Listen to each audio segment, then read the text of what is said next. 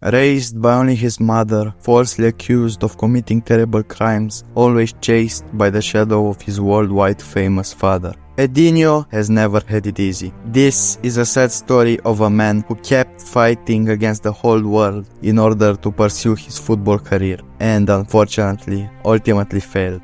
But have all of Edinho's efforts gone to waste? Is his defeat definitive? Edson Cholbi Nascimento, or Edinho for short, was born on August 27, 1970 in Santos, Sao Paulo, Brazil. His father was actually the one and only Pele.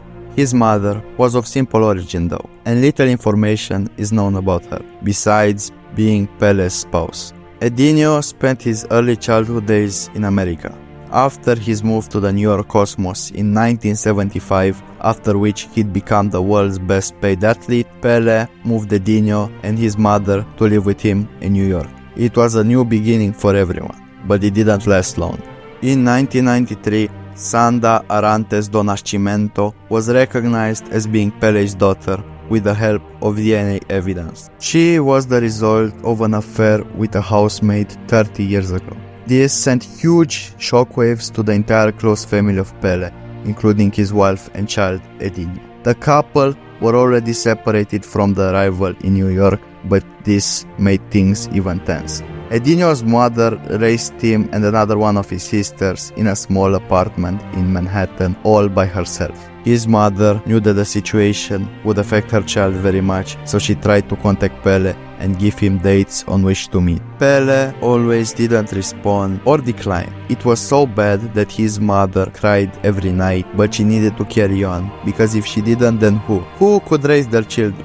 Well, nobody. Edinho was always told that his education was very important and that he shouldn't drop out and consider a boring cashier job. Edinho, loving his mother, accepted it for her sake. Something was brewing in him. All that pent-up anger and suppressed emotions were beginning to show in the form of hating Pele.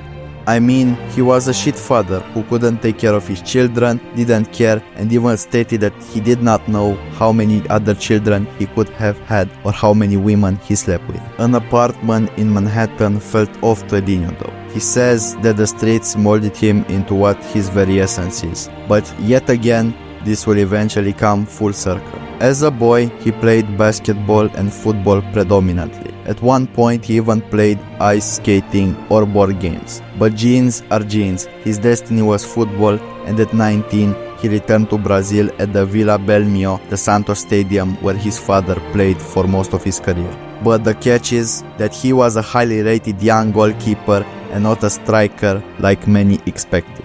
Of course, being Pele's son came with its benefits, such as this chance at Santos. He was a short goalkeeper though. He was not constant as well. Sometimes nothing can beat him, but other times he was as useful as a stick in goal. There was also the pressure of being Pele's son. For the first time, he felt how it was to be in Pele's shadow. Up until that moment, I never had to deal with who he was and with who I was as a result, and then immediately I had to deal with it, Edinho says. From one day to the next, I became Pele's child. As soon as I got here in Brazil, I realized how much pressure I was going to face and was up against. So I focused very much on that and dedicated myself, and it all became motivation. People always would say, he's just a Santos because of his father. He's never going to make it. It becomes inspiration and a part of the challenge.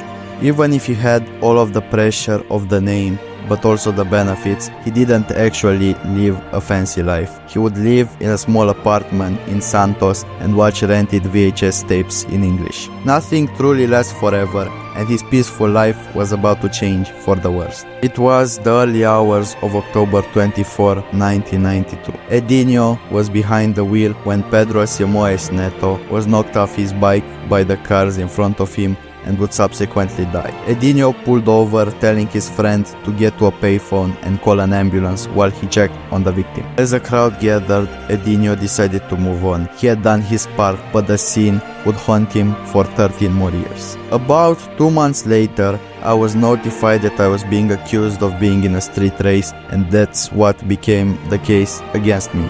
He says, there was a lot of unscrupulous people involved that created a situation where there was none. Obviously, because of my father and who I am, I became the target. The 1990s for Edinho should have been about his playing time at Santos. Instead, he started a two-leg final against Botafogo, which they lost 3-2 on aggregate with Edinho in net. The saddest part is that he is unknown for his heroic effort of getting into the starting 11 both times, but is known for being guilty of vehicular manslaughter, something that he did not even do. Edinho's instant appeal in 1999 meant his 6-year prison sentence was put on hold, but with the threat of jail time hanging over him, the lessons of his early life in New York served him well. It's very clear now that the way I grew up was for a reason. Everyone expected me to flip out, but the fact I took it in stride was surprising to me. But it all makes sense to me and the people who knew me and my father and how I grew up.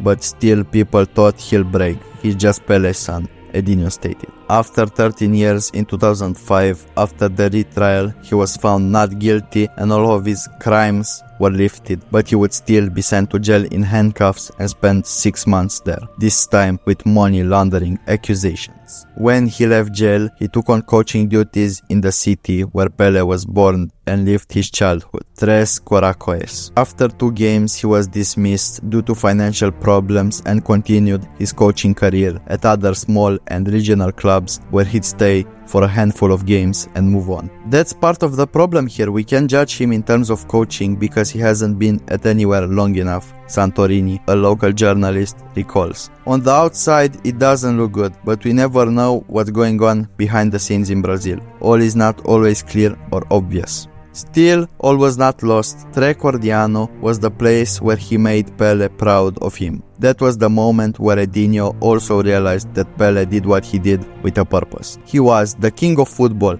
and could not be taken away or removed. The father-son relationship was repaired once and for all. Pele sacrificed himself for them and football, gave them a house, gave Edinho a golden opportunity at Santos, and was in charge of Brazilian football all at the same time. But again, another problem arose. Before 2005, Naldinho was a powerful and feared figure in the Brazilian underworld. He controlled vast territories and had connections with some of the most dangerous criminal organizations in South America, including the Red Command and the Colombian guerrilla group FARC. He didn't just dominate Rio de Janeiro's drug trade, he supplied cocaine to almost the entire city, quickly becoming one of the most powerful drug lords in Santos. With that power came attention though, from rivals like PCC and eventually the police. The PCC wanted a piece of Naldinho's empire, and as tensions grew, so did law enforcement's focus. But it wasn't Naldinho that would immediately fall under the radar, it was his associate Edinho.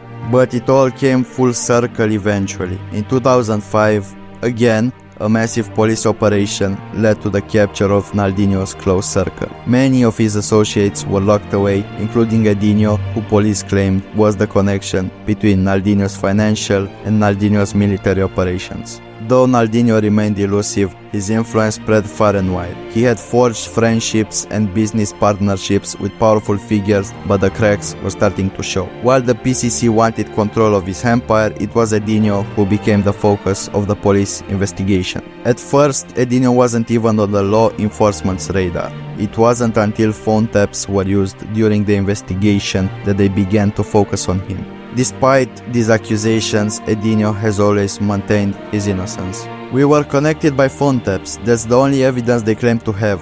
The recordings were manipulated to make it look like I was involved. If you listen closely, there's nothing that incriminates me, Edinho says. The situation escalated even more when Edinho was charged with laundering money for Naldinho's drug empire. A tape emerged on Record TV showing Edinho supposedly confessing to his involvement, but Edinho later explained that the media twisted the context. "I was set up by the police," Edinho exclaims. "I didn't confess to anything incriminated, but the media spun the story, making it look like I had." Serving 6 months of prison in 2005, Edinho's true danger wasn't in court, but behind bars. As the son of Pele and a well-known figure, Edinho was a prime target. Rumors suggested that Naldinho had been murdered by the PCC in 2007, leaving Edinho even more vulnerable. "There was this dynamic between my friends and their enemies, and I had become part of it without wanting to," Edinho explains. "The criminal world saw me as a prize. But in a surprising turn, Edinho was confronted by the people who wanted him dead. He managed to plead his case with enough conviction to survive. After 2 weeks of uncertainty, they said, "You're good. You deal with the corrupt cops and the justice system, but you're safe here." Edinho reflects on how his street credibility, built through the years of living on it, saved him. Even the PCC believed him. In solitary confinement, Edinho had time to reflect. He remembers his father's tears when they embraced after his arrest. Pele, initially skeptical, soon understood the corruption behind the charges and stood by his son. He understood how corrupt the situation was, and his support never wavers, Edinho recalls. Now, in 2024, Pele is no longer with us, but Edinho continues to fight for his innocence after spending almost 20 years in prison. His family still remains and fights with him by his side. But remember, he says, "I am the warrior prince."